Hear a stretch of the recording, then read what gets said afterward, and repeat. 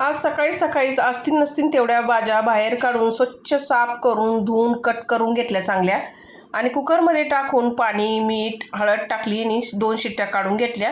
शिजवलेल्या भाज्या मॅश करून घेतल्या. कढईमध्ये अर्ध तेल अर्ध बटर जिरा टाकला आणि बारीक चिरून घेतलेला कांदा गुलाबी रंगावर परतून घेतला. कांदा गुलाबी रंगावर आल्यानंतर त्यामध्ये अद्रक लसूणची पेस्ट बारीक चिरून घेतलेला टमाटर टाकला. कांदा टमाटर चांगला सॉफ्ट करून घेतला. घरगुती मसाला लाल काश्मीरी मिरची पावडर धना पावडर गरम मसाला हळद पावभाजी मसाला टाकला आणि तेल सेपरेट होईपर्यंत मसाला परतून घेतला.